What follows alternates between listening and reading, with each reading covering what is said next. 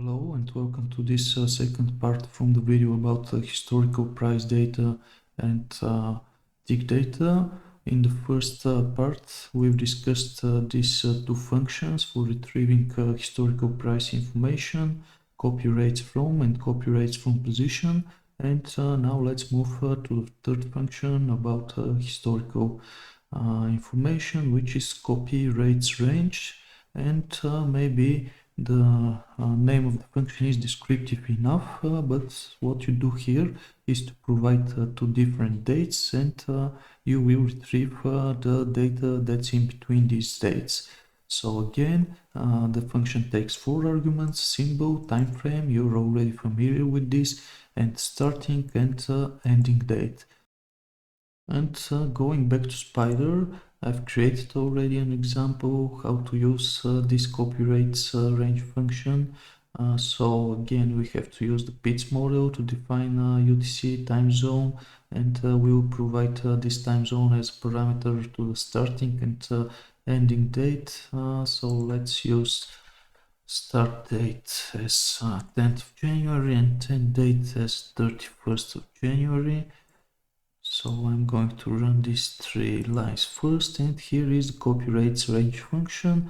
Here you can see start date and end date as the parameters that define the time range, and here the array object of NumPy module is created. You're already familiar with this process, so I'm not going to explain everything in detail, but you have to convert this array object into a pandas data frame, and you can manipulate this time column and set its index to make your array more nice looking, like this one here. You can see the first date is 10th of January as defined here in the function starting date, and if I scroll down, this is hourly time frame. You can see here, if I scroll to the bottom of the date frame, you can see that the last candle is 31st of January at midnight. Once again, if you want to confirm that that this information is correct, let me go to 31st of January at midnight, and the opening price 1.03882, exactly the same as here in the date frame.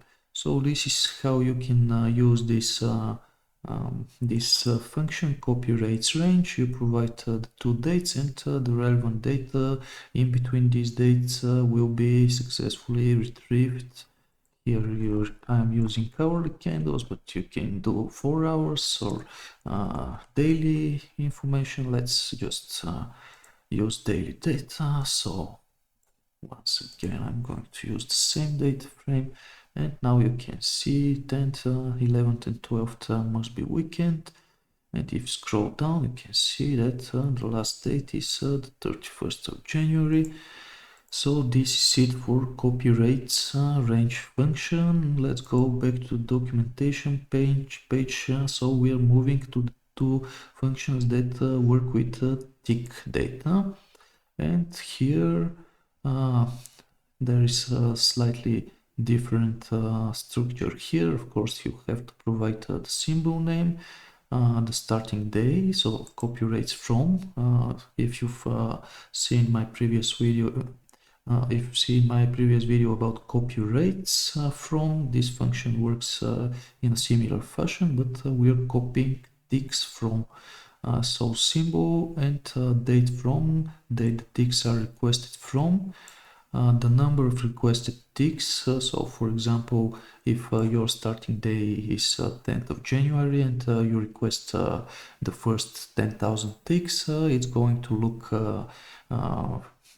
from starting from 10th of January for the first 10,000 ticks, and maybe this will be 1-2 days, or depending on how active tick changes have been for the period.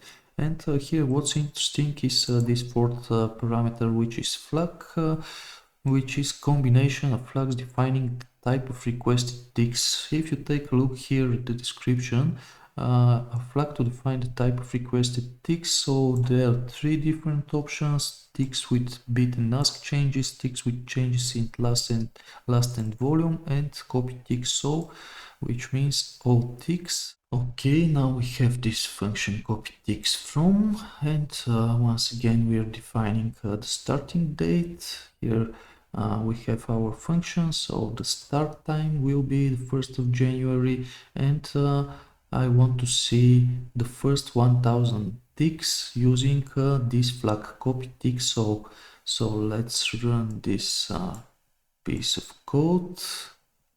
It takes some time, and now ticks data frame. Now we have our ticks data frame. Let's convert the time column. And this is how this function works. We are extracting only the first 1000 ticks, so the last one, the number 1000, has been here on the 46th minute and 55th second of the new trading year, the 2nd of January. So it took almost an hour for the first 1000 tick to be generated. And let's move to the final function, which is again ticks range. So you're familiar with this concept from the copy rates range. This time it was historical price data, but here we are working with ticks, and again you have to provide starting and ending date, and this flag combination of flags defining the type of requested ticks. Okay, now I have my example here. Fetch tick data for use your USD between two dates. This time I'm going to use directly inside the function PD timestamp. So let's convert this into a data frame, ticks data frame. These are the rows. Yes, 1.5 million. And this is our data frame, again starting in the beginning of the month, and tick changes, so you can scroll almost infinitely, because you have to scroll up to the last row, which is row number 1.500.000 and something. So you can see how to use this tick range function.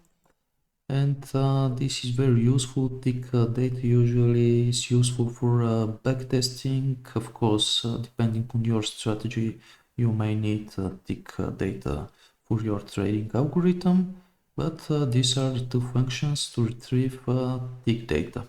And I think this is enough for this two parts videos about historical price data and tick data. We've covered these 5 functions: copy rates from position, rates range, ticks, and ticks range. I think you get the idea how to use this kind of function, how to consider your local time and UTC time, which is used by MetaTrader to store tick and bar information. So yes, we've covered a lot here, and in the next video I'm going to move to these order functions, which obviously are extremely important for any trading algorithm. So thanks for watching, and see you in the next one.